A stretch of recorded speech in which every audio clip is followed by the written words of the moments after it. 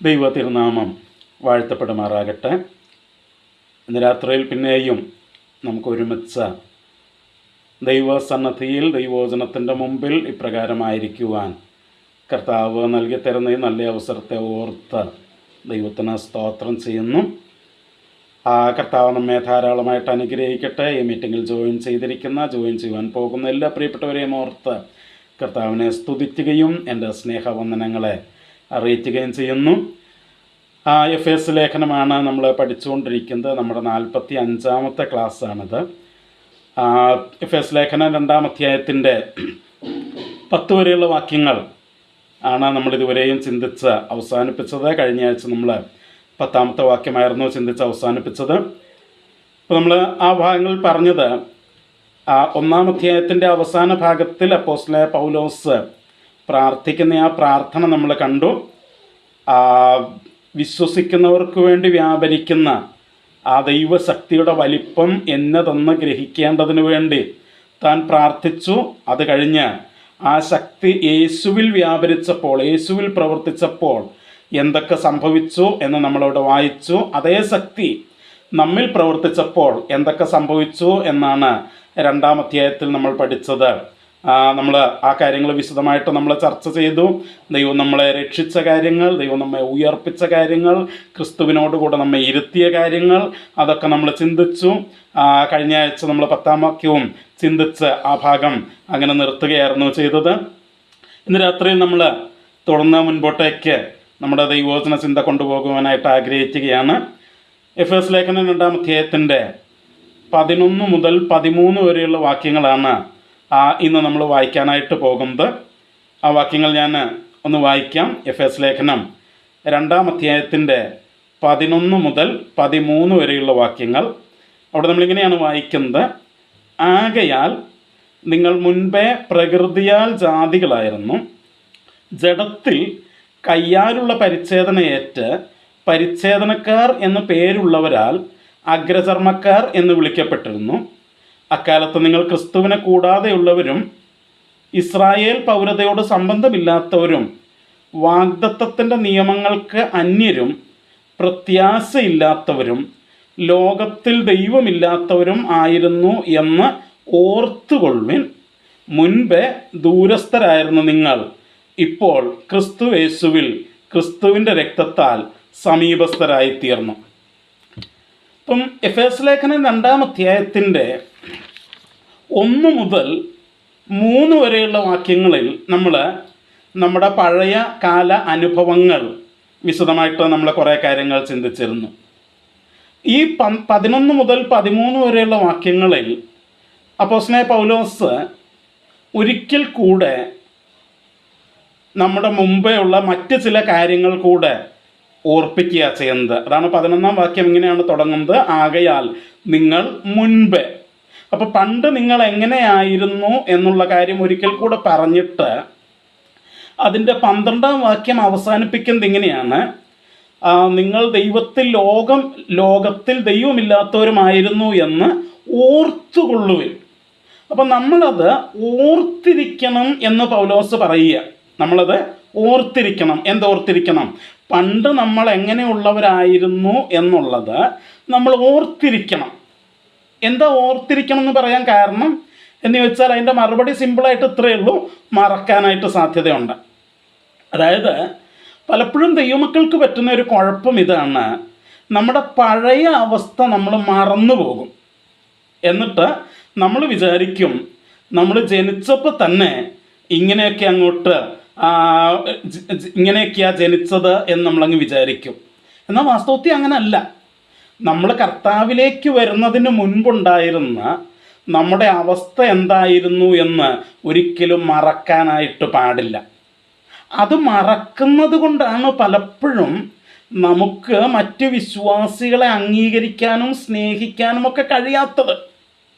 നമ്മൾ പലപ്പോഴും ചിന്തിക്കുന്നത് നമ്മളെന്തോ ആനപ്പുറത്തിരിക്കുന്ന ആൾക്കാരായിട്ടാണ്, നമ്മളെന്തോ വിശുദ്ധിയിലൊക്കെ അങ്ങ് തികഞ്ഞ് നമ്മൾ പണ്ട് തൊട്ടേ ഇങ്ങനെയൊക്കെ ആയിരുന്നു എന്നൊക്കെ നമ്മളങ്ങ് ചിന്തിച്ച് വശായി പോകുന്നത് കൊണ്ടാണ് ഈ പുതിയ ആളുകളെയും അല്ലെങ്കിൽ അല്പം ബലഹീനരായിട്ടുള്ള വിശ്വാസികളെയൊക്കെ നമുക്കൊന്ന് ഉൾക്കൊള്ളാനും അവരെ എൻകറേജ് ചെയ്യാനും ഒക്കെ നമുക്ക് പറ്റാതെ നമ്മൾ അവരെ അങ്ങോട്ട് ഇടിച്ചു താഴ്ത്തുകയും അവരെ വിധിക്കുകയുമൊക്കെ ചെയ്യുന്നതിൻ്റെ കാരണം നമ്മൾ എങ്ങനെയുള്ളവരായിരുന്നു എന്ന് നമ്മൾ മറന്നു പോകുന്നത് കൊണ്ടാണ്. അതുകൊണ്ട് പൗലോസ് പിന്നെയും പറയുകയാണ്, നിങ്ങൾ മറക്കരുത്, ഓർക്കണം. എന്താ? പണ്ട് നിങ്ങൾ എങ്ങനെയുള്ളവർ ആയിരുന്നു എന്ന് നിങ്ങൾ ഓർക്കണം. അവിടെ നിന്നാണ് ദൈവം നിങ്ങളെ വിളിച്ച് ഇവിടെ കൊണ്ടുവന്നത്. ഇപ്പം നിങ്ങൾ ഇവിടെയാണ് ആയിരിക്കുന്നത് എന്നുള്ളത് ശരിയാണ്. പക്ഷേ പണ്ട് നിങ്ങൾ ഇവിടെ അല്ലായിരുന്നു എന്നോർക്കണം. പണ്ട് നിങ്ങൾ മറ്റൊരവസ്ഥയിലായിരുന്നു. അവിടുന്ന് നിങ്ങളെ കൃപയാൽ ദൈവം ഇവിടെ കൊണ്ടുവന്നതാണ് എന്നുള്ളത് നിങ്ങൾ ഓർക്കണം എന്നാണ് പൗലോസ് ഇവിടെ പറയുന്നത്. മറ്റൊരർത്ഥത്തിൽ പറഞ്ഞാൽ വന്ന വഴി നമ്മൾ എന്ത് ചെയ്യരുത്? മറക്കരുത്. വന്ന വഴി മറക്കരുത് എന്നാണ് അപ്പോസ്തലനിലൂടെ വിശ്വാസികളെ ഓർപ്പിക്കുന്നത്. അപ്പോൾ ഈ വാക്യങ്ങളിൽ നമ്മുടെ മുമ്പേ ഉള്ള അവസ്ഥയെക്കുറിച്ച് അപ്പോസ്തലൻ എന്താണ് പറയുന്നത്? 11-ാം വാക്യം നമ്മൾ വായിക്കുമ്പോൾ അവിടെ പ്രധാനമായിട്ട് 2 കാര്യങ്ങൾ നമുക്ക് കാണാനായിട്ട് കഴിയുന്നുണ്ട്. എന്താണ് അവിടെ വായിക്കുന്നത്? നമ്മളിങ്ങനെയാണ് വായിക്കുന്നത്, ആകയാൽ നിങ്ങൾ മുമ്പേ പ്രകൃതിയാൽ ജാതികളായിരുന്നു, ജഡത്തിൽ കയ്യാലുള്ള പരിച്ഛേദനയേറ്റ് പരിച്ഛേദനക്കാർ എന്ന പേരുള്ളവരാൽ അഗ്രചർമ്മക്കാർ എന്ന് വിളിക്കപ്പെട്ടിരുന്നു. അപ്പോൾ 11-ാം വാക്യത്തിൽ 2 കാര്യങ്ങളാണ് പറഞ്ഞത്. എന്തൊക്കെയാണ്?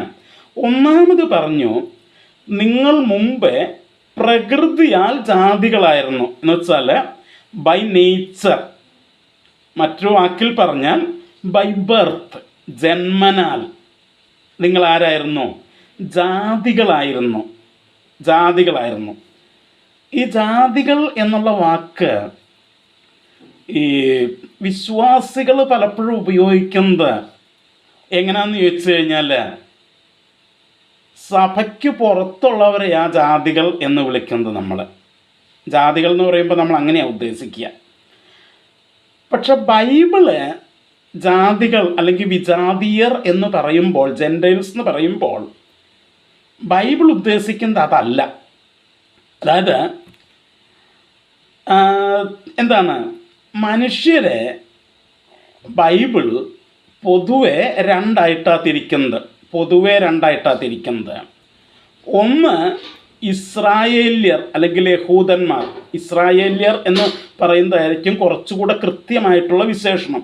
യഹൂദന്മാർ എന്ന് പറയുന്നതിനേക്കാൾ കുറച്ചുകൂടെ കൃത്യമായിട്ടുള്ള വിശേഷണം ഇസ്രായേല്യർ എന്ന് പറയുന്നത്. അപ്പം ഒന്ന് ഇസ്രായേല്യർ, 2 ജാതികൾ അല്ലെങ്കിൽ വിജാതീയർ. അപ്പം ഇസ്രായേല്യരല്ലാത്തവരെല്ലാവരും ആരാണ്? ജാതികളാണ് അല്ലെങ്കിൽ വിജാതീയരാണ് അല്ലെങ്കിൽ ജെൻറ്റൈൽസ് ആണ്. അപ്പോൾ അതാ പൗലോസ് ഇവിടെ പറയുന്നത്, നിങ്ങൾ മുമ്പേ ആരായിരുന്നു? വിജാതീയരായിരുന്നു, ജാതികളായിരുന്നു. എന്ന് വെച്ചാൽ ഇസ്രായേൽ പൗരന്മാരല്ലായിരുന്നു നിങ്ങൾ. ഇസ്രായേൽ പൗരന്മാർ അല്ലായിരുന്നു നിങ്ങൾ. എന്താണ് ഇസ്രായേലിൻ്റെ പ്രത്യേകത അല്ലെങ്കിൽ ഇസ്രായേൽ ജനത്തിൻ്റെ പ്രത്യേകത എന്താണ്? പുറപ്പാട് പുസ്തകമൊക്കെ നമ്മൾ വായിക്കുമ്പോൾ പുറപ്പാട് പുസ്തകത്തിൽ നമ്മൾ കാണുന്ന കാര്യം, ദൈവം ഇസ്രായേലിനെ തനിക്ക് സ്വന്തം ജനമായിരിക്കേണ്ടതിന് സർവ്വഭൂമിയിലും നിന്ന് തെരഞ്ഞെടുത്തു എന്ന് നമ്മൾ വായിക്കുക. അങ്ങനെ നമ്മൾ വായിക്കുക. അപ്പം സർവ്വഭൂമിയിലുമുള്ള സകല ജാതികളിലും വെച്ച് സകല രാജ്യങ്ങളിൽ നിന്ന് ദൈവം ഒരു പ്രത്യേക വിഭാഗത്തെ തെരഞ്ഞെടുത്തു. ആരെ? ഇസ്രായേല്യരെ. എന്തിന്? തൻ്റെ സ്വന്തം ജനമായിരിക്കേണ്ടതിന്. അപ്പം ദൈവത്തിൻ്റെ സ്വന്തം ജനം എന്ന് പറയുന്നത് ആരാണ്? ഇസ്രായേല്യരാണ്. അപ്പം ഇസ്രായേല്യരല്ലാത്ത വിജാതീയർ, ജെൻറ്റൈൽസ് എല്ലാം അവർക്ക് ദൈവവുമായിട്ട് ആ ഒരു ബന്ധമില്ലായിരുന്നു. അപ്പം വിജാതീയർ എന്നുള്ള നിലയിൽ നമുക്ക് ഇസ്രായേൽ ജാതിയുമായിട്ടും ബന്ധമില്ലായിരുന്നു, ദൈവവുമായിട്ടും ബന്ധമില്ലായിരുന്നു. നമ്മളത് പൗലോസ് ഡെവലപ്പ് ചെയ്തുകൊണ്ടിരുന്ന കാര്യം കൃത്യമായിട്ട് നിങ്ങൾ മനസ്സിലാക്കണം. കാരണം ഇനി അങ്ങോട്ട് താഴേക്ക് വരുമ്പോൾ 18-19 വാക്യങ്ങളിലേക്കൊക്കെ വരുമ്പോഴാണ് നമുക്കിതിൻ്റെ കൃത്യത വ്യക്തമായിട്ട് മനസ്സിലാവുക. അപ്പോൾ അവിടേക്ക് പൗലോസ് ഈ ചിന്തകൾ ഡെവലപ്പ് ചെയ്തുകൊണ്ടിരിക്കുകയാണ്. അപ്പം മുമ്പേ നിങ്ങൾ പ്രകൃതിയാൽ, ബൈ നേച്ചർ, ബൈ ബർത്ത്, ജന്മനാൽ നിങ്ങൾ വിജാതീയരായിരുന്നു എന്ന് പറയുമ്പോൾ പൗലോസ് ഉദ്ദേശിക്കുന്ന ഇതാണ്, നിങ്ങൾക്ക് ഇസ്രായേല്യരുമായിട്ടും ദൈവവുമായിട്ടും യാതൊരു ബന്ധവും ഇല്ലായിരുന്നു. ഓക്കെ? കാരണം നിങ്ങൾ ഇസ്രായേല്യരല്ലായിരുന്നു. ദൈവത്തിൻ്റെ സ്വന്തം ജനമാരാണ്? ഇസ്രായേല്യരാണ്. നിങ്ങൾ ഇസ്രായേല്യരല്ലാത്തത് കൊണ്ട് ഇസ്രായേലുമായിട്ട് ബന്ധമില്ല. അതുകൊണ്ട് തന്നെ നിങ്ങൾക്ക് ദൈവവുമായിട്ടും എന്തില്ലായിരുന്നു? ബന്ധം ഇല്ലായിരുന്നു എന്നാണ് പൗലോസ് ഇവിടെ കൊണ്ടുവരുന്നത്. അപ്പം നിങ്ങൾ ജാതികൾ, വിജാതീയരായിരുന്നു. 1-2 വാക്യങ്ങൾ എനിക്ക് അതോടുള്ള ബന്ധത്തിൽ ഒന്ന് വായിക്കാനായിട്ടുണ്ട്. 1 കൊരിന്ത്യർ ലേഖനത്തിലേക്ക് നമുക്കൊന്ന് വരണം. 1 കൊരിന്ത്യർ ലേഖനം അതിൻ്റെ 12-ാം അധ്യായത്തിലേക്ക് നമുക്കൊന്ന് വരണം. 1 കൊരിന്ത്യർ ലേഖനം 12-ാം അധ്യായം. ആ 12-ാം അധ്യായത്തിൻ്റെ 2-ാം വാക്യത്തിൽ നമ്മൾ വായിക്കുന്ന ഒരു കാര്യമുണ്ട്. എന്താണ് അവിടെ നമ്മളിങ്ങനെയാണ് വായിക്കുന്നത്? നിങ്ങൾ ജാതികളായിരുന്നപ്പോൾ, വിജാതീയരായിരുന്നപ്പോൾ നിങ്ങളെ നടത്തിയതുപോലെ ഊമ വിഗ്രഹങ്ങളുടെ അടുക്കൽ പോകുക പതിവായിരുന്നു എന്ന് നിങ്ങൾ അറിയുന്നുവല്ലോ. അതായത് വിജാതീയരായിരുന്നപ്പോൾ, ജാതികളായിരുന്നപ്പോൾ നമുക്ക് സത്യദൈവവുമായിട്ട് ബന്ധമില്ലായിരുന്നു. പകരം നമ്മൾ ഊമ വിഗ്രഹങ്ങളുടെ അടുക്കലായിരുന്നു നമ്മൾ പോയിക്കൊണ്ടിരുന്നത്. എന്താണ് ഊമ വിഗ്രഹങ്ങൾ എന്ന് പറഞ്ഞാൽ അർത്ഥമാകുന്നത്? ഊമ എന്ന് പറഞ്ഞാൽ സംസാരിക്കാൻ കഴിവില്ലാത്ത എന്നാണ് അർത്ഥം. അപ്പം സംസാരിക്കാൻ കഴിവില്ലാത്ത വെറും വിഗ്രഹങ്ങളുടെ അടുക്കലായിരുന്നു നമ്മൾ പോയിക്കൊണ്ടിരുന്നത്. സംസാരിക്കുന്ന ജീവനുള്ള ദൈവവുമായിട്ട് നമുക്ക് എന്തില്ലായിരുന്നു? ബന്ധം ഇല്ലായിരുന്നു. എപ്പോൾ? നിങ്ങൾ ജാതികളായിരുന്നപ്പോൾ, വിജാതീയരായിരുന്നപ്പോൾ. കാരണം ആ ബന്ധം ആർക്കേ ഉണ്ടായിരുന്നുള്ളൂ? അത് ഇസ്രായേലിന് മാത്രമേ ഉണ്ടായിരുന്നുള്ളൂ. കാരണം സർവഭൂമിയിലും വച്ച് ദൈവം തനിക്ക് സ്വന്തം ജനമായിരിക്കേണ്ടതിന് തിരഞ്ഞെടുത്തത് ഇസ്രായേലിനെ ആയിരുന്നു. അതുകൊണ്ട് അവർക്ക് മാത്രമേ ആ ബന്ധമുണ്ടായിരുന്നുള്ളൂ. നമുക്ക് ആ ബന്ധം ദൈവവുമായിട്ടില്ലായിരുന്നു. നാം ദൈവമെന്ന് പറഞ്ഞ് ഊമവിഗ്രഹങ്ങളുടെ അടുക്കലേക്കായിരുന്നു പോയിക്കൊണ്ടിരുന്നത്. ജീവനുള്ള സത്യദൈവവുമായിട്ട് അന്ന് നമുക്ക് ബന്ധമില്ലായിരുന്നു. ഇനി എഫേസ് ലേഖനത്തിൽ തന്നെ മറ്റൊരു ഭാഗം നമ്മളൊന്ന് വായിക്കണം. അതിൻ്റെ എഫേസ് ലേഖനം 4-ാം അധ്യായത്തിൻ്റെ 17 മുതൽ 19 വരെയുള്ള വാക്യങ്ങൾ നമ്മൾ വായിക്കുമ്പോൾ അവിടെ നമ്മൾ വായിക്കുന്നത് എങ്ങനെയാണ്? ആകയാൽ ഞാൻ കർത്താവിൽ സാക്ഷീകരിച്ച് പറയുന്നത് എന്തെന്നാൽ, ജാതികൾ തങ്ങളുടെ വ്യർത്ഥ ബുദ്ധി അനുസരിച്ച് നടക്കുന്നത് പോലെ നിങ്ങൾ ഇനി നടക്കരുത്. നമ്മൾ ആ വാക്യങ്ങൾ വിശദമായിട്ട് പുറകെ ചിന്തിക്കും. പക്ഷെ ഇവിടെ പറഞ്ഞത് ജാതികൾ തങ്ങളുടെ വ്യർത്ഥ ബുദ്ധി അനുസരിച്ചാണ് നടക്കുന്നത്. നിങ്ങളും അതുപോലാണ് നടന്നിരുന്നത്. ഇനി അങ്ങനെ നടക്കരുത്. എന്താണ്? അവർ അന്ധബുദ്ധികളായി അജ്ഞാന നിമിത്തം, ഹൃദയകാഠിന്യം നിമിത്തം തന്നെ ദൈവത്തിൻ്റെ ജീവനിൽ നിന്ന് അകന്ന് മനം തഴമ്പിച്ചു പോയവരാകയാൽ. ഈ പ്രയോഗം നമ്മൾ എഫേസ് ലേഖനം 2-ാം അധ്യായത്തിൻ്റെ 1-ാം വാക്യത്തിൽ വിശദമായിട്ട് ചിന്തിച്ചതാണ്. അതിക്രമങ്ങളിലും പാപങ്ങളിലും മരിച്ചവരായിരുന്നു എന്ന് പറഞ്ഞ ഭാഗത്ത് നമ്മൾ ഈ വാക്യം വിശദമായിട്ട് നമ്മൾ പറഞ്ഞതാണ്. ഈ പ്രയോഗം ദൈവത്തിൻ്റെ ജീവനിൽ നിന്ന് അകന്ന് മനം തഴമ്പിച്ചു പോയവരാകയാൽ അത്യാഗ്രഹത്തോടെ സകല അശുദ്ധിയും പ്രവർത്തിക്കുവാൻ ദുഷ്കാമത്തിന് തങ്ങളെ തന്നെ ഏൽപ്പിച്ചിരിക്കുന്നു. അപ്പോൾ ഇതാണ് ജാതികളുടെ പ്രത്യേകത, വിജാതികളുടെ പ്രത്യേകത. ഒന്ന്, അവർക്ക് ദൈവവുമായിട്ട് ബന്ധമില്ലാത്തത് കൊണ്ട് അവർ ഊമവിഗ്രഹങ്ങളുടെ അടുക്കലേക്ക് പോവുകയാണ്. അങ്ങനെ ഊമവിഗ്രഹങ്ങളുടെ അടുക്കലേക്ക് പോകുന്നത് കൊണ്ട് തന്നെ അവരുടെ ബുദ്ധി ബ്ലൈൻഡായിട്ട്, അവരുടെ ബുദ്ധി അന്ധബുദ്ധിയായിട്ട്, അജ്ഞാനമുള്ളവരായിട്ട്, ജ്ഞാനമില്ലാത്തവരായിട്ട്, അവർ സകല അശുദ്ധിയും ദുഷ്കാമവും പ്രവർത്തിക്കുന്നവരായിട്ട് അവർ മാറി ദൈവത്തിൽ നിന്ന് അവരകന്ന് പിന്നെയും അകന്നകന്ന് പോവുകയാണ് ചെയ്യുന്നത്. അപ്പം ജന്മനാൽ ദൈവവുമായിട്ട് ബന്ധമില്ലെന്ന് മാത്രമല്ല, പ്രവൃത്തിയാൽ വീണ്ടും ദൈവത്തിൽ നിന്ന് കൂടുതൽ കൂടുതൽ അകന്നു പോയിക്കൊണ്ടിരിക്കുന്ന അവസ്ഥ. അതാണ് വിജാതീയരെ കുറിച്ച് വേദപുസ്തകത്തിൽ നമുക്ക് മനസ്സിലാക്കാനായിട്ട് കഴിയുന്നത്. അപ്പം പൗലോസ്, അപ്പോസ്തലനായ പൗലോസ് എഫെസോസിലെ വിശ്വാസികളോട് പറയുക, നിങ്ങൾ പണ്ട് ഇങ്ങനെ ആയിരുന്നു. നിങ്ങൾ ജനിച്ചപ്പോഴേ ദൈവത്തിൻ്റെ സ്വന്തം ആൾക്കാരായിട്ടല്ല ജനിച്ചത്. നിങ്ങൾ ജനിച്ചപ്പോൾ ദൈവവുമായിട്ട് നിങ്ങൾക്കൊരു ബന്ധവുമില്ലായിരുന്നു. കാരണം ഇസ്രായേലുമായിട്ട് നിങ്ങൾക്ക് ബന്ധമില്ല, അതുകൊണ്ട് തന്നെ ദൈവവുമായിട്ടും ബന്ധമില്ലായിരുന്നു. അതുകൊണ്ട് തന്നെ നിങ്ങളുടെ പ്രവൃത്തികളിലൂടെ വീണ്ടും നിങ്ങൾ ദൈവത്തിൽ നിന്ന് അകന്നുപോയിക്കൊണ്ടിരിക്കുകയായിരുന്നു. എന്നാൽ കരുണാസമ്പന്നനായ ദൈവം നമ്മെ സ്നേഹിച്ച മഹാസ്നേഹനിമിത്തമാണ് നമ്മെ രക്ഷിച്ചത് എന്നുള്ളത് മറക്കരുത്. ഓക്കെ, അപ്പം അത് മറക്കരുതെന്നാണ് പൗലോസ് പറയുന്നത്. അപ്പം എഫേസ് ലേഖനം 2:11 നമ്മൾ പറഞ്ഞു, ഒന്നാമത്, ആകയാൽ നിങ്ങൾ മുമ്പേ പ്രകൃതിയാൽ ജാതികളായിരുന്നു, വിജാതീയരായിരുന്നു. രണ്ടാമത് അവിടെ പറഞ്ഞത്, ജഡത്തിൽ കയ്യാലുള്ള പരിച്ഛേദനയേറ്റ് പരിച്ഛേദനക്കാർ എന്നു പേരുള്ളവരാൽ അഗ്രചർമ്മക്കാർ എന്ന് വിളിക്കപ്പെട്ടിരുന്നു. അതായത് എന്താണ്? ജഡത്തിൽ എന്ന് വെച്ചാൽ ശരീരത്തിൽ എന്നേ അർത്ഥമുള്ളൂ. ശരീരത്തിൽ, ഓക്കെ, ശരീരത്തിൽ കയ്യാലുള്ള പരിച്ഛേദനയേറ്റ്. പരിച്ഛേദന എന്താണെന്ന് നമുക്കറിയാം.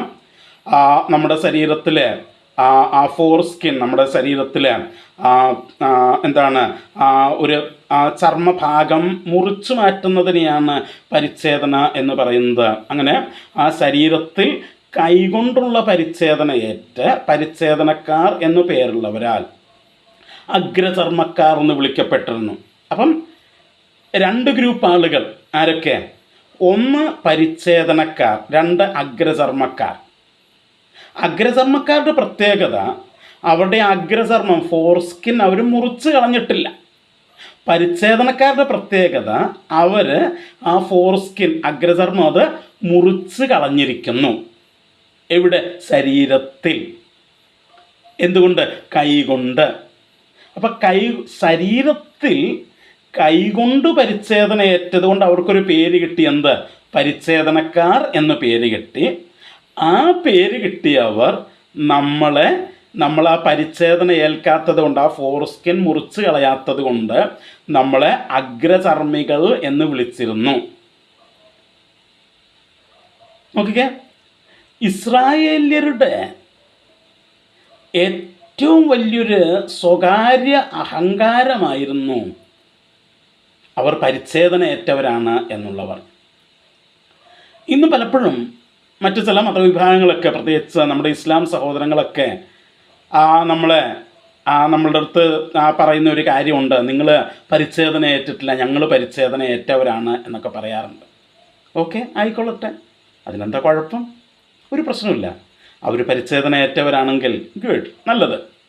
പക്ഷേ ഇവിടെ പൗലോസ് അത് വ്യക്തമായിട്ട് അങ്ങനെ തന്നെ പറയുക, നിങ്ങൾ ആരായിരുന്നു? പരിച്ഛേദന ഏറ്റിട്ടില്ലാത്തവരായിരുന്നു. പരിച്ഛേദന ഏറ്റിട്ടില്ലാത്തവരായിരുന്നു. That is reality. അതൊരു യാഥാർത്ഥ്യമാണ്. ഇനി എന്താണ് ഈ പരിച്ഛേദനയുടെ പ്രത്യേകത?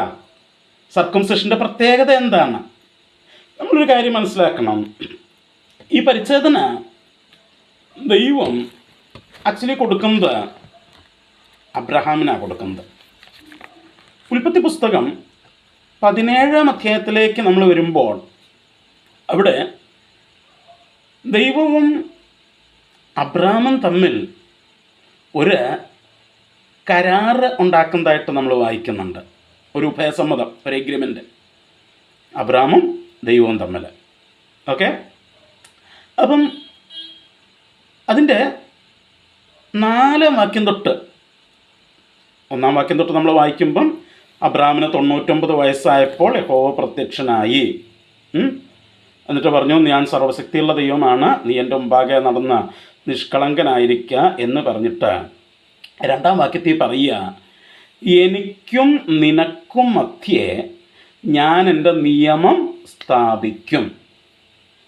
ഈ ബൈബിളിൽ നിയമം എന്നുള്ള വാക്ക് നമ്മൾ പലപ്പോഴും തെറ്റിദ്ധരിക്കാറുണ്ട്. ഫോർ എക്സാമ്പിൾ, നമ്മൾ പഴയ നിയമം, പുതിയ നിയമം എന്നൊക്കെ പറയുമ്പോൾ ഇതൊരു നിയമാവലിയാണ് എന്നാണ് നമ്മൾ ചിന്തിക്കാറുള്ളത്. അല്ല, അങ്ങനെയല്ല. ബൈബിളിൽ നിയമം എന്നുള്ള വാക്ക് ഉപയോഗിച്ചിരിക്കുന്നിടത്ത് കവനൻ്റ് എന്നുള്ള വാക്കാണ് ഉദ്ദേശിക്കുന്നത്. കവനൻ്റ്, ഉടമ്പടി, അതാണ് ഉദ്ദേശിക്കുന്നത്. കവനൻ്റ് അല്ലാതെ ഒരു നിയമസംഹിത അല്ല അവിടെ ഉദ്ദേശിക്കുക, ഒരു കവനൻ്റ്, ഉടമ്പടിയാണ്. അപ്പോൾ അവിടെ രണ്ടാം വാക്യത്തിൽ ദൈവം പറയുന്നത് എനിക്കും നിനക്കും മധ്യേ ഞാൻ എൻ്റെ നിയമം സ്ഥാപിക്കും എന്ന് പറയുമ്പോൾ ദൈവം പറയുന്നത് എനിക്കും നിനക്കും മധ്യേ ഞാൻ എൻ്റെ കവനൻ്റ് സ്ഥാപിക്കും, കരാറ് സ്ഥാപിക്കും, ഉടമ്പടി സ്ഥാപിക്കും എന്നാണ് ദൈവം അവിടെ പറയുന്നത്. എന്നിട്ട് 4-ാം വാക്യത്തിലേക്ക് വന്നപ്പോൾ ദൈവം പറയുകയാണ് എനിക്ക് നിന്നോട് ഒരു നിയമമുണ്ട്, എനിക്ക് നിന്നോടൊരു കവനൻ്റ് ഉണ്ട്, ഉടമ്പടി ഉണ്ട്, കരാറുണ്ട്. എന്താണ്? നീ ബഹുജാതികൾക്ക് പിതാവാകും, ഇനി നിന്നെ അബ്രാം എന്നല്ല വിളിക്കേണ്ടത്, ഞാൻ നിന്നെ ബഹുജാതികൾക്ക് പിതാവാക്കിയിരിക്കിയാൽ നിന്റെ പേര് അബ്രാഹാം എന്നാകണം. അപ്പം ഇവിടെ വച്ച് ദൈവം അദ്ദേഹത്തിൻ്റെ പേര് മാറ്റുകയാണ്. അതുവരെ 17-ാം അധ്യായത്തിൻ്റെ 1-ാം വാക്യം വരെയും 3-ാം വാക്യം വരെയും അബ്രാം എന്നുള്ള പേരിലാണ് അദ്ദേഹം അറിയപ്പെടുന്നത്, അബ്രാം. എന്നാൽ 4-ാം വാക്യത്തിനും 5-ലേക്കും വന്നപ്പോൾ നമ്മൾ വായിക്കുന്നു, ദൈവം പറഞ്ഞു ഈ ഉടമ്പടി പ്രകാരം, ഈ കരാറ് പ്രകാരം ഞാൻ നിനക്കൊരു പുതിയ പേര് തരുന്നു. എന്താണ്? നിന്റെ പേരിന് അബ്രാം എന്നല്ല അബ്രാഹാം എന്നായിരിക്കും. അബ്രാഹാം എന്നായിരിക്കും. എന്തുകൊണ്ട്? നീ ബഹുജാതികൾക്ക് പിതാവാകുവാൻ പോകുന്നതിന് മുമ്പ്. എന്നിട്ട് 7-ാം വാക്യത്തിൽ പറയുക ഞാൻ നിനക്കും നിന്റെ ശേഷം നിന്റെ സന്തതിക്കും ദൈവമായിരിക്കേണ്ടതിന് ഞാൻ എനിക്കും നിനക്കും നിന്റെ ശേഷം നിന്റെ തലമുറയായി നിന്റെ സന്തതിക്കും മധ്യേ എൻ്റെ നിയമത്തെ നിത്യനിയമമായി സ്ഥാപിക്കും എന്നൊക്കെ പറഞ്ഞിട്ട് അതിൻ്റെ 9 വാക്യം തൊട്ട് വായിക്കുമ്പോൾ നമ്മൾ വായിക്കുക ദൈവം പിന്നെയും അബ്രാഹാമിനോട് അരുളി ചെയ്തത്. നോക്കിക്കേ, 3-ാം വാക്യം വരെ അബ്രാം എന്ന് പറഞ്ഞിരുന്നിടത്തുനിന്ന് 9-ാം വാക്യം എത്തിയപ്പോൾ പേര് മാറി അബ്രാഹാമിനോട് അരുളി ചെയ്തത്. എന്താണ്? നീയും നിന്റെ ശേഷം തലമുറയായി നിന്റെ സന്തതിയും എൻ്റെ നിയമം പ്രമാണിക്കണം, എൻ്റെ ഉടമ്പടി പ്രമാണിക്കണം, ഈ എഗ്രിമെൻ്റ് പ്രമാണിക്കണം. എന്താണ്? എനിക്കും നിങ്ങൾക്കും നിന്റെ ശേഷം നിന്റെ സന്തതിക്കും മധ്യേ ഉള്ളതും നിങ്ങൾ പ്രമാണിക്കേണ്ടതുമായ എൻ്റെ നിയമമാവിത്. നിങ്ങളിൽ പുരുഷ പ്രജയൊക്കെയും പരിച്ഛേദന ഏൽക്കണം, നിങ്ങളുടെ അഗ്രചർമ്മം പരിച്ഛേദന ചെയ്യണം, അത് എനിക്കും നിങ്ങൾക്കും ഒക്കെയുള്ള നിയമത്തിൻ്റെ അല്ലെങ്കിൽ കവനൻ്റിൻ്റെ അടയാളമായിരിക്കും. അപ്പം അബ്രഹാമിനോട് ദൈവം പറയുകയാണ് നീയും നിൻ്റെ സന്തതികളും എന്ത് ചെയ്യണം? പരിച്ഛേദന ഏൽക്കണം. എന്തിന്? ഞാനും നീയും തമ്മിലുള്ള ഈ ഉടമ്പടിയുടെ അടയാളമായിട്ട്. എന്ന് വെച്ചാൽ ഒരു വ്യക്തി അദ്ദേഹം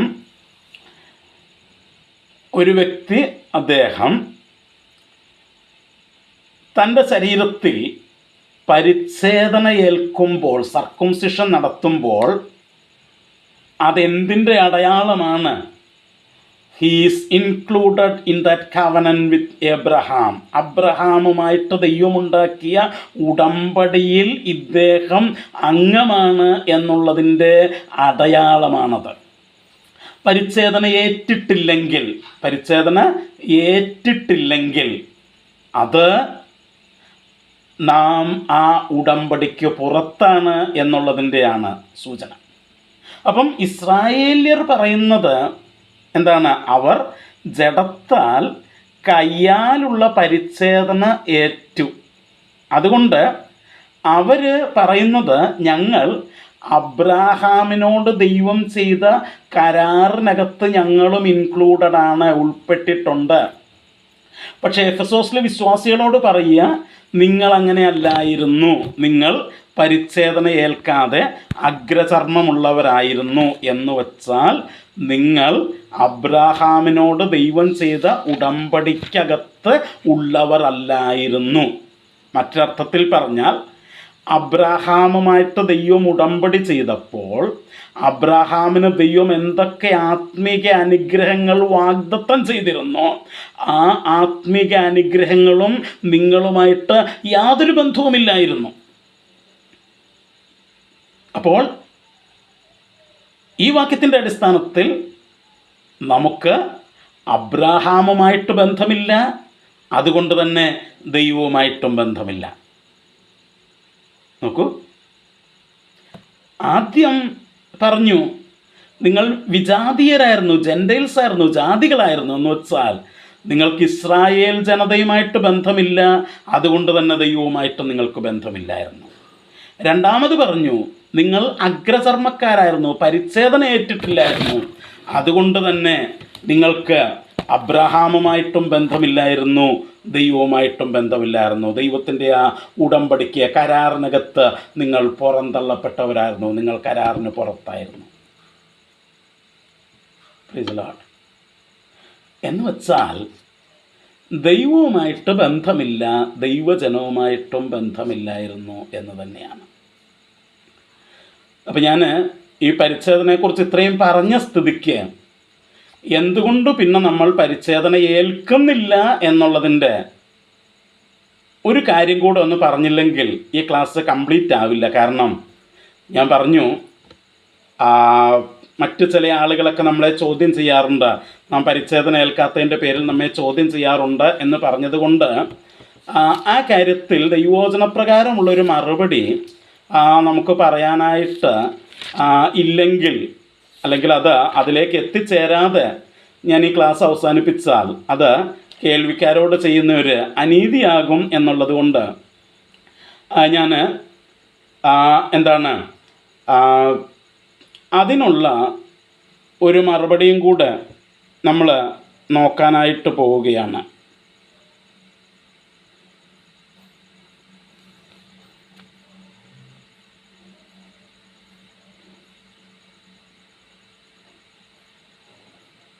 അതായത് ഗലാത്യ ലേഖനം 4-ാം അധ്യായത്തിൻ്റെ 4-ാം വാക്യത്തിൽ 4ഉം 5ഉം വാക്യങ്ങളിൽ നമ്മൾ കാണുന്നത് എന്താണെന്ന് ചോദിച്ചാൽ, അവിടെ നമ്മൾ കാണുന്നത്, എന്നാൽ കാലസമ്പൂർണത വന്നപ്പോൾ ദൈവം തൻ്റെ പുത്രനെ സ്ത്രീയിൽ നിന്ന് ജനിച്ചവനായി ന്യായപ്രമാണത്തിൻ കീഴിൽ ജനിച്ചവനായി നിയോഗിച്ചയച്ചത് അവൻ ന്യായപ്രമാണത്തിൻ കീഴിലുള്ളവരെ വിലയ്ക്ക് വാങ്ങിയിട്ട് നാം പുത്രത്വം പ്രാപിക്കേണ്ടതിന് തന്നെ എന്നോട് പറയുന്നു. അപ്പം ദൈവം തൻ്റെ പുത്രനെ കാലസമ്പൂർണതയിൽ ഈ ലോകത്തിലേക്ക് അയച്ചു. ദൈവം തൻ്റെ പുത്രനെ കാലസമ്പൂർണതയിൽ ഈ ലോകത്തിലേക്ക് അയച്ചു. എന്തിനു വേണ്ടി അയച്ചു എന്ന് ചോദിച്ചാൽ, അതേ ഗലാത്യ ലേഖനം 3-ാം അധ്യായത്തിൻ്റെ 13ഉം 14ഉം വാക്യങ്ങളിൽ നമ്മൾ വായിക്കുന്ന ഒരു കാര്യമുണ്ട്. മരത്തിന്മേൽ തൂങ്ങുന്നവനെല്ലാം ശപിക്കപ്പെട്ടവനെന്ന് എഴുതിയിരിക്കുന്നത് പോലെ ക്രിസ്തു നമുക്ക് വേണ്ടി ശാപമായി തീർന്നു. ന്യായപ്രമാണത്തിൻ്റെ ശാപത്തിൽ നമ്മെ വിലയ്ക്ക് വാങ്ങി അബ്രഹാമിൻ്റെ അനുഗ്രഹം ക്രിസ്തുയേശുവിൽ ജാതികൾക്ക് വരേണ്ടതിന് നാം ആത്മാവെന്ന വാഗ്ദത്ത വിഷയം വിശ്വാസത്താൽ പ്രാപിക്കുവാൻ തന്നെ. അപ്പം പഴയ നിയമപ്രകാരം, അല്ലെങ്കിൽ യേശുവിൻ്റെ ക്രൂശുമരണത്തിനും പുനരുത്ഥാനത്തിനും മുമ്പ് വരെ അബ്രഹാമിൻ്റെ അനുഗ്രഹം പ്രാപിക്കണമെങ്കിൽ, അല്ലെങ്കിൽ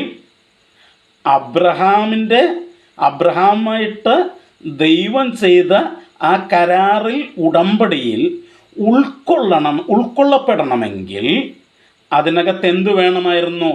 നാം പരിച്ഛേദന ഏൽക്കണമായിരുന്നു. എന്നാൽ ഇന്ന് അതല്ല ദൈവപ്രമാണം. എന്താണ്? മരത്തിന്മേൽ തൂങ്ങുന്നവനെല്ലാം ശപിക്കപ്പെട്ടവനെന്ന് എഴുതിയിരിക്കുന്നത് പോലെ ക്രിസ്തു നമുക്ക് വേണ്ടി ശാപമായി തീർന്നു. ന്യായപ്രമാണത്തിൻ്റെ ശാപത്ത് നമ്മെ വിലയ്ക്ക് വാങ്ങിയെന്ന് പറഞ്ഞിട്ട് 14-ാം വാക്യം പറയുക, അബ്രഹാമിൻ്റെ അനുഗ്രഹം ക്രിസ്തുയേശുവിൽ ജാതികൾക്ക് വരേണ്ടതിന് നാം ആത്മാവെന്ന വാഗ്ദത്ത വിഷയം വിശ്വാസത്താൽ പ്രാപിക്കേണ്ടതിന്. അപ്പം പുതിയ നിയമ കാലഘട്ടത്തിൽ അബ്രഹാമിൻ്റെ അനുഗ്രഹം എനിക്കും നിങ്ങൾക്കും ലഭിക്കുന്നത് പരിച്ഛേദനയാലല്ല, ആത്മാവ് പ്രാപിച്ചത് കൊണ്ടാണ്. അപ്പം അതുകൊണ്ടാണ് നമ്മൾ പരിച്ഛേദന ചെയ്യാത്തത്. അതുകൊണ്ടാണ് ഇന്ന് പരിച്ഛേദന ആവശ്യമില്ലെന്ന് പറയുന്നത്. കാരണം ക്രിസ്തു നമുക്ക് വേണ്ടി മരിച്ചു. ആ ക്രിസ്തുവിൻ്റെ മരണത്തിൽ വിശ്വസിക്കുന്ന നമുക്ക്, നമ്മൾ നേരത്തെ ചിന്തിച്ചതുപോലെ ക്രിസ്തുവിൻ്റെ മരണത്തിൽ വിശ്വസിച്ച്, യേശുവിൽ വിശ്വസിച്ച് രക്ഷിക്കപ്പെടുന്ന എല്ലാ ദൈവമക്കളുടെയും ഉള്ളിൽ ദൈവം തൻ്റെ പരിശുദ്ധാത്മാവിനെ അയച്ചിരിക്കുന്നു. ആ പരിശുദ്ധാത്മാവിനെ അയച്ചത് അവർക്ക് അബ്രഹാമിൻ്റെ അനുഗ്രഹം ലഭിക്കേണ്ടതിനായിട്ടാണ്. അതായത് ഇന്ന് ഈ കൃപായുഗത്തിൽ ഞാൻ ദൈവം അബ്രഹാമായിട്ട് ചെയ്ത ഉടമ്പടിയിൽ ഭാഗവാക്കാകുന്നത്, അല്ലെങ്കിൽ അബ്രഹാമിൻ്റെ അനുഗ്രഹങ്ങൾ എനിക്ക് ലഭിക്കും, ദൈവം അബ്രഹാമിനോട് വാഗ്ദത്തം ചെയ്ത അനുഗ്രഹങ്ങൾ എനിക്ക് ലഭിക്കുന്നത് പരിച്ഛേദന മുഖാന്തരമല്ല, പിന്നെയോ യേശുവിൽ വിശ്വസിച്ച് പരിശുദ്ധാത്മാവിനെ ഞാൻ പ്രാപിക്കുന്നതിലൂടെയാണ്. അതാ വേദപുസ്തകം നമ്മളോട് പറയുന്നത്. അപ്പോൾ ഞങ്ങൾ പരിച്ഛേദന ഏറ്റവരാണ്, നിങ്ങൾ പരിച്ഛേദന ഏറ്റിട്ടില്ല എന്ന് നമ്മളോട് പറയുന്നവരുടെ വാക്ക് കേട്ട് നമ്മളൊരിക്കലും ക്ഷീണിച്ചു പോകേണ്ട ആവശ്യമില്ല, അല്ലെങ്കിൽ നമ്മളെന്തോ തെറ്റുകാരാണ് എന്ന് ചിന്തിക്കേണ്ട ആവശ്യമില്ല. വേദപുസ്തകം നമ്മളോട് പറയുന്നു, ഈ കൃപായുഗത്തിൽ, യേശുവിൻ്റെ പുനരുത്ഥാനത്തിന് ശേഷമുള്ള ഈ കൃപായുഗത്തിൽ, ആർക്കെങ്കിലും അബ്രഹാമിൻ്റെ ഉടമ്പടിയിൽ അംഗങ്ങളാകണമെങ്കിൽ അവർ പരിച്ഛേദന ഏൽക്കുകയല്ല വേണ്ടത്, പിന്നെയോ യേശുവിൽ വിശ്വസിച്ച് പരിശുദ്ധാത്മാവിനെ പ്രാപിക്കുകയാണ് വേണ്ടത്. അതിൻ്റെ നിയമാവലി മാറി. ആ ഉടമ്പടിയുടെ നിയമാവലിക്ക് മാറ്റം വന്നു. അത് അപ്ഡേറ്റ് ചെയ്തെന്ന്. നിയമാവലി എന്ത് ചെയ്തു? അപ്ഡേറ്റ് ചെയ്തു. അതിനകത്ത് അമെൻമെൻറ്റ് കൊണ്ടുവന്നു, അതിനകത്ത് തിരുത്തൽ കൊണ്ടുവന്നു. ഇതുവരെ പരിച്ഛേദനയായിരുന്നു അവിടെ പറഞ്ഞിരുന്നത്. പക്ഷേ ഇപ്പോൾ പരിച്ഛേദന എന്നുള്ള ക്ലോസ് ദൈവം വെട്ടിക്കളഞ്ഞിട്ട് അവിടെ എഴുതി ചേർത്തു, തൻ്റെ പുത്രനായ യേശുവിൽ വിശ്വസിച്ച് പരിശുദ്ധാത്മാവിനെ പ്രാപിക്കുക എന്നുള്ളതാണ് അതിൻ്റെ യോഗ്യത. അങ്ങനെയാണെങ്കിൽ പ്രിയമുള്ളവരെ, ഇന്ന് പരിച്ഛേദന ചെയ്തവരല്ല അതിന് അവകാശികൾ. യേശുവിൽ വിശ്വസിച്ച് പരിശുദ്ധാത്മാവ് പ്രാപിച്ച ഞാനും നിങ്ങളും അബ്രഹാമിൻ്റെ അനുഗ്രഹത്തിൻ്റെ അവകാശികൾ. Praise the Lord, praise the Lord. നമ്മളൊരിക്കലും തെറ്റിക്കപ്പെട്ടു പോകേണ്ട ആവശ്യമില്ല. പലപ്പോഴും നമ്മുടെ വിശ്വാസത്തെ ചോദ്യം ചെയ്യാനായിട്ട്, അല്ലെങ്കിൽ നമ്മളെ വിശ്വാസത്തിൽ ക്ഷീണിപ്പിക്കാനായിട്ട് പലരും ചെയ്യുന്ന ഒരു പരിപാടിയായത്. എന്താ? നിങ്ങൾ പരിച്ഛേദന ഏറ്റിട്ടില്ല, ഞങ്ങൾ ആ പരിച്ഛേദന ഏറ്റെന്നും പറഞ്ഞ് നമ്മളെ കൺഫ്യൂസ് ചെയ്യിക്കാനായിട്ട് വരും. മക്കളെ, ദൈവവചനം അറിയാവുന്ന ഒരു ദൈവ പൈതലിനെ കൺഫ്യൂസ് ചെയ്യിക്കാനായിട്ട് പറ്റില്ല. കാരണം വചനം കൃത്യമായിട്ട് മറുപടി നമുക്ക് തരുന്നുണ്ട്. നാം അബ്രഹാമിൻ്റെ ഉടമ്പടിയിൽ ഭാഗവാക്കായിത്തീർന്നത് പരിച്ഛേദനയാലല്ല, യേശുവിൽ വിശ്വസിച്ച് പരിശുദ്ധാത്മാവ് പ്രാപിച്ചതിനാലാണ്. കാരണം അതിനകത്ത് അംഗമാകാനായിട്ടുള്ള നിബന്ധന അമെൻമെൻറ്റ് ചെയ്തു, അതിന് ഭേദഗതി വരുത്തി. അറിയാത്തവരാണ് ഇപ്പോഴും പഴയ ആ ഭരണഘടനയും കയ്യിൽ പിടിച്ചുകൊണ്ട് പരിച്ഛേദന ചെയ്തുകൊണ്ട് നടക്കുന്നത്. മക്കളെ, അത് ഭേദഗതി ചെയ്തു. അതുകൊണ്ട് നീ ഇനി പരിച്ഛേദന ഏറ്റതുകൊണ്ട് ഒരു കാര്യവുമില്ല. അബ്രഹാമുമായിട്ടുള്ള ബന്ധത്തിൽ ആ അനുഗ്രഹത്തിലേക്ക്, ആ ഉടമ്പടിയിലേക്ക് വരണമെങ്കിൽ യേശുവിൽ വിശ്വസിച്ചാലേ പറ്റുള്ളൂ. അതാ ബൈബിൾ പറയുന്നത്. Price the Lord. അപ്പം നമ്മൾ പറഞ്ഞത് എഫേസ്യ ലേഖനത്തിൽ അപ്പോസ്തലനായ പൗലോസ് പറഞ്ഞത് എന്താണ്? നിങ്ങൾ മറക്കരുത്. എന്താ? പണ്ട് നിങ്ങളെങ്ങനെയുള്ളവരായിരുന്നു എന്ന്. എങ്ങനെയുള്ളവരായിരുന്നു? രണ്ട് കാര്യങ്ങളാണ് നമ്മൾ പറഞ്ഞത്. ഒന്ന്, ജാതികളായിരുന്നു. By birth, ജന്മനാൽ ജാതികളായിരുന്നു. എന്ന് വെച്ചാൽ ഇസ്രായേലുമായിട്ട് ബന്ധമില്ല, ദൈവവുമായിട്ട് ബന്ധമില്ല. രണ്ട്, ജഡത്തിൽ കയ്യാലുള്ള പരിച്ഛേദനയേറ്റ പരിച്ഛേദനക്കാരെന്ന് പേരുള്ളവരാൽ അഗ്രചർമ്മികൾ എന്ന് വിളിക്കപ്പെട്ടിരുന്നു. എന്ന് വെച്ചാൽ അവിടെയും അബ്രഹാമിൻ്റെ ഉടമ്പടിയുമായിട്ട് ബന്ധമില്ല, ദൈവവുമായിട്ട് ബന്ധമില്ല. നോക്കിക്കേ, ആ സെപ്പറേഷൻ പൗലോസ് അവിടെ കൊണ്ടുവരിക. ഇനി താഴേക്ക് വായിക്കുമ്പോൾ അത് തന്നെയാണ് വരുന്നത്. എന്നിട്ട് ആ സെപ്പറേഷൻ എങ്ങനെ സോൾവ് ചെയ്തു, എങ്ങനെ അത് പരിഹരിച്ചു എന്ന് അപ്പോസ്തലൻ പറയാനായിട്ട് പോകുന്നത്. അപ്പം മുമ്പേ നമ്മൾ സെപ്പറേറ്റഡ് ആയിരുന്നു, ദൈവത്തിൽ നിന്ന് അകന്നിരുന്നു, ദൈവിക വാഗ്ദത്തങ്ങളിൽ നിന്ന് അകന്നിരുന്നു. മറക്കരുത്. അത് മറക്കുന്നത് കൊണ്ടാണ് പലപ്പോഴും ആത്മീക അഹങ്കാരത്തിലേക്ക് നമ്മൾ മാറ്റപ്പെടുന്നത്. ഇത് ഓർത്ത് കഴിഞ്ഞാൽ നമ്മൾ ദൈവസന്ധി വിനയപ്പെടും. കാരണം നമുക്ക് പ്രശംസിക്കാനായിട്ടൊന്നുമില്ലെന്ന് നമുക്ക് മനസ്സിലാക്കും. ദൈവത്തിൻ്റെ കരുണ എന്നല്ലാതെ, ദൈവത്തിൻ്റെ സ്നേഹം എന്നല്ലാതെ, ദൈവത്തിൻ്റെ കൃപ എന്നല്ലാതെ നമുക്കൊന്നും പറയാനായിട്ട് പറ്റില്ല. പ്രിയമുള്ളവരെ, ഞാൻ എൻ്റെ വാക്കുകളിൽ നിന്ന് അവസാനിപ്പിക്കുക. കർത്താവിന് വെച്ചാൽ അടുത്ത ആഴ്ച നമ്മൾ 7 മണിക്ക് വീണ്ടും കാണും. ദൈവസന്നിധിയിൽ നന്ദിയുള്ളവരായിട്ട് നമുക്കായിരിക്കാം. ദൈവം നമ്മെ അനുഗ്രഹിച്ചതോർത്ത ദൈവസന്നിധിയിൽ നന്ദിയുള്ളവരായിരിക്കാം. അതിനായി ദൈവം നമ്മെ സഹായിക്കട്ടെ. ഈ വചനങ്ങളാൽ ദൈവം നമ്മെ അനുഗ്രഹിക്കട്ടെ.